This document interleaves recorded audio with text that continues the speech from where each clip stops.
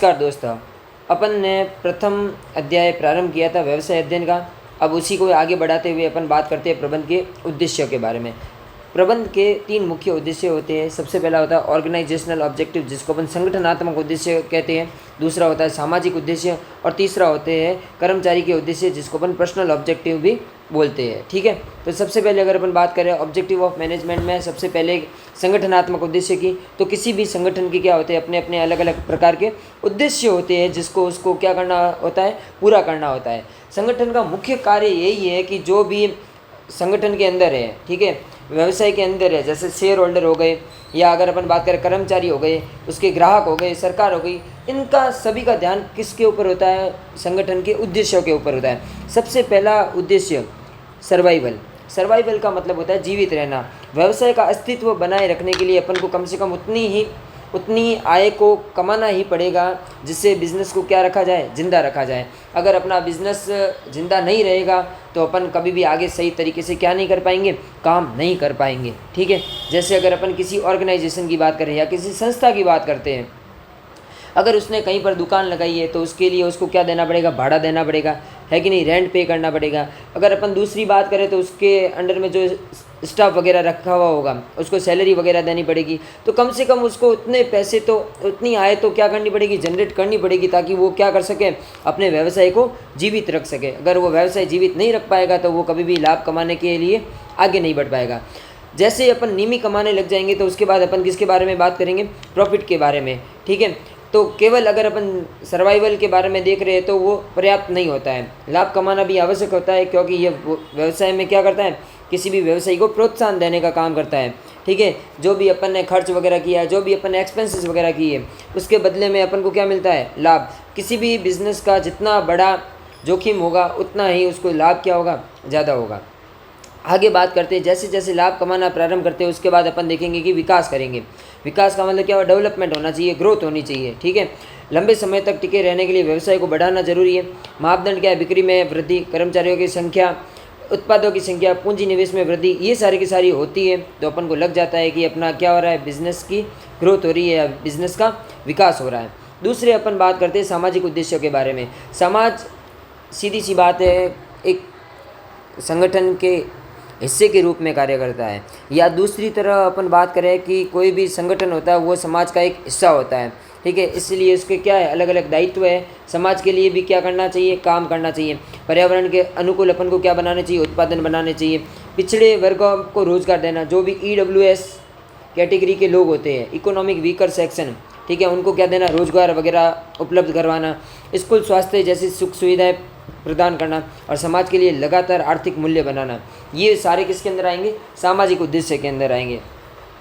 दूसरा, अगर अगला अपन बात करें, तीसरा पॉइंट, कर्मचारी उद्देश्य, जिसको अपन पर्सनल ऑब्जेक्टिव भी बोलते हैं। संगठन लोगों से बनता है जिनकी अलग अलग क्या होती है, आवश्यकताएं होती है। तो वो अगर आवश्यकताएं पूरी नहीं होगी तो कभी भी संगठन क्या नहीं कर पाएगा, अपने उद्देश्यों को पूरा नहीं कर पाएगा। सबसे पहला लिखा हुआ है आर्थिक आवश्यकता, जिसको अपन फाइनेंशियल नीड्स बोलते हैं। अच्छा वेतन मिलना चाहिए, अच्छा भत्ता मिलना चाहिए। अगर वो सही तरह से काम कर रहा है तो उसको क्या मिलना चाहिए, बोनस वगैरह मिलने चाहिए।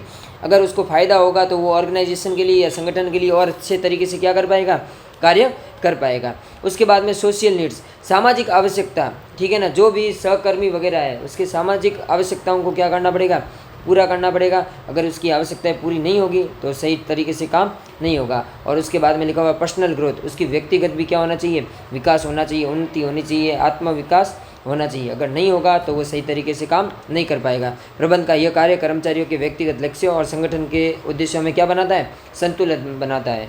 ठीक है, अब अपन अगले टॉपिक पर आते हैं।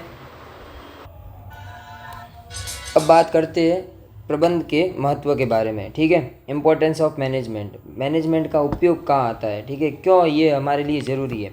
सबसे पहला लिखा हुआ है सामूहिक लक्ष्यों की प्राप्ति में management helps in achieving group गोल। जो भी अपन ने समूह में रह के क्या बनाए, गोल्स वगैरह बनाए, लक्ष्य वगैरह बनाए, उसको प्राप्त करने के लिए मैनेजमेंट क्या करता है, सहायता प्रदान करता है। प्रबंध संगठन के सभी व्यक्तियों के प्रयासों को एक समान दिशा प्रदान करता है। यह कर्मचारियों में टीम भावना और सहयोग पैदा करता है ताकि सभी लोग मिलकर संगठन के उद्देश्य को क्या कर सकें, पूरा कर सकें। व्यक्तिगत प्रयासों को जोड़कर सामूहिक लक्ष्य पाना ही प्रबंध की मुख्य क्या है, भूमिका या मुख्य क्या है, उसका महत्व है। जैसे स्कूल प्रिंसिपल क्या करता है, वार्षिक उत्सव के लिए शिक्षकों और छात्रों को कार्य बांटकर कार्यक्रम को सफल बनाने का काम करते हैं। उसके बाद में लिखा हुआ है क्षमता में वृद्धि। ठीक है, मतलब जो भी एफिशिएंसी वगैरह वो क्या होती है, बढ़ती है। प्रबंध संसाधनों जैसे धन, समय, मशीन और मानव शक्ति का क्या करता है, सही उपयोग करता है। ये लागत को भी क्या करता है, कम करता है। अगर सारी की सारी चीज़ें सिस्टमेटिक तरीके से हो रही है तो सीधी सी बात है, लागत क्या आएगी, कम आएगी, और लाभ भी क्या होगा, अधिक होगा।